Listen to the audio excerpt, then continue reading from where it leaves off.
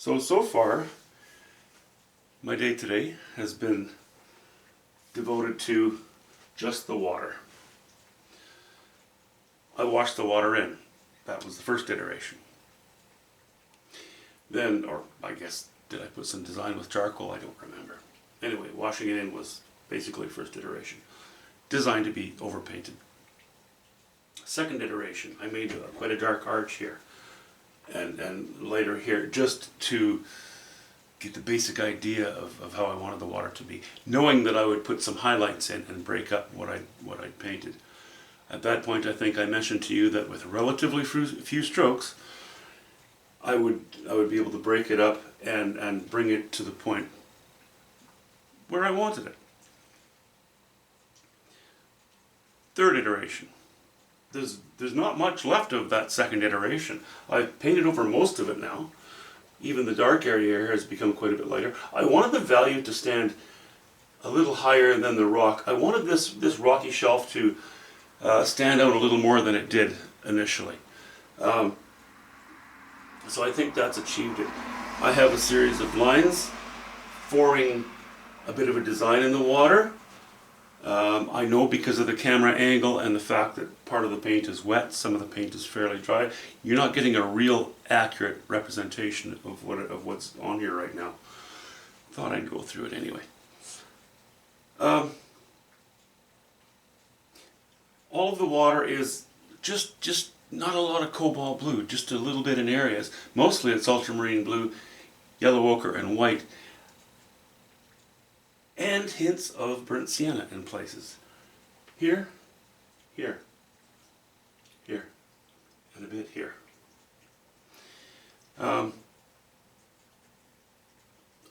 Now, looking at the painting as a whole, and that of course is the most important thing, we have this very much central. I don't know if you can tell compared to the last video, but I've lightened this area up quite a bit. I've raised the values in here, and I've painted in these different bits of rock that are showing, and changed the shape a little bit of things.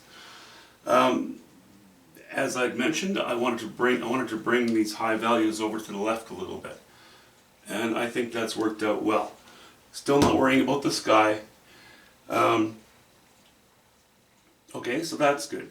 We're sort of getting to the point now where it's becoming more rewarding because I'm able to bring certain parts of the painting to almost their completion, or close enough that I can see how it's going to end. You know, you can see the light at the end of the tunnel. The sky's still a bit daunting, but I'm putting that out of my mind.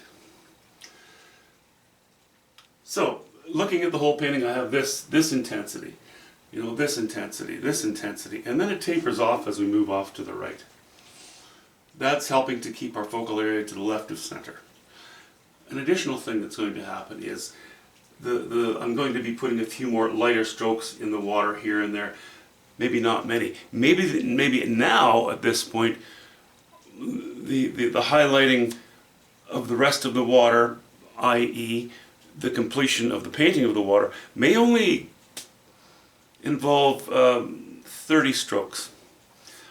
But the highest value of those strokes will lay in highlights over to the left. So this is the very highest value here, highest value / chroma combination.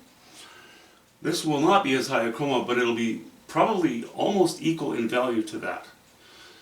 More like the value that I have here.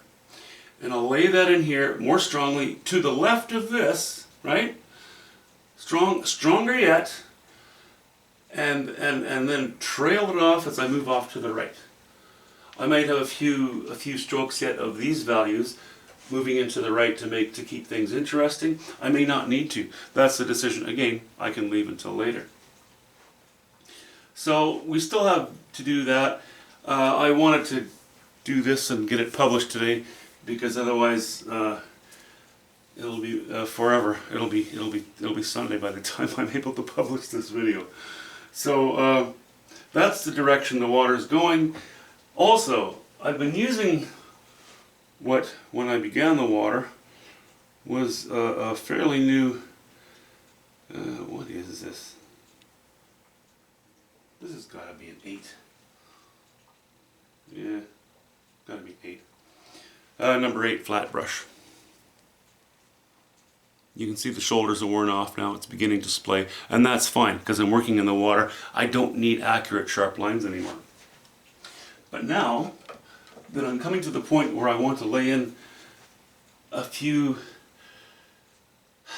highlights, I don't want that square-ish brush anymore. I'm going to begin to use this number 8 round brush because it has a point, and it's easier to create this sort of shape. You apply light pressure. Halfway through the stroke you apply more pressure. Towards the end of the stroke you relieve the pressure again. So you end up with sort of a stroke that goes narrow, wide, narrow. That's a nice technique to finish your highlights, which are more often than not your ripple crests or your wave crests or your reflection of light shapes. So that's what I'm going to do now. Next video you'll see this, the water, pretty much completed. Yeah, just a shorty. You know, I haven't gone back into the grass, I haven't finished the rocks yet. I became infatuated with this. Well, infatuated. Obsessed. And the water is often something I fear. I fear treading in water. Anyway, but I'm happy to have. I'm at a point now that I feel confident that I can finish the water successfully. Not going to pick up on colors from here. We're just picking up on ambient light, really. So mostly from the sky, right? Yeah, I guess that's about it. Cabins are done. Well, not done, but they're so close to it. Again, I've reached that point where I'm not worried about them anymore. And yeah, that's my ice cream.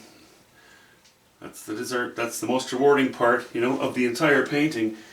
It could be said, this is disproportionately true, but it could be said that this is my, you know, we could cut this piece out of the painting, and I would love it just as it is.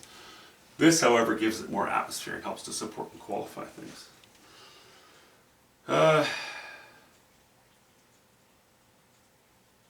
Yeah, something a fellow painter and friend of mine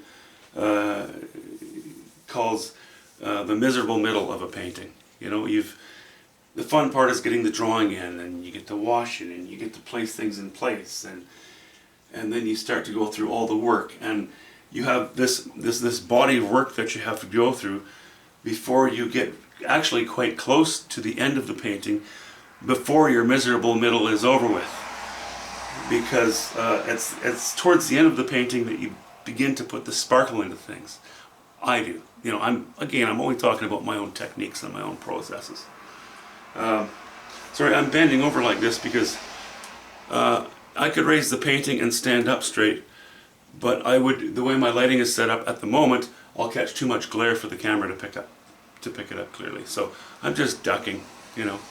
Anyway, if the neighbors shoot at me, I'm probably not going to get hit this way. Have a good weekend. Talk to you soon.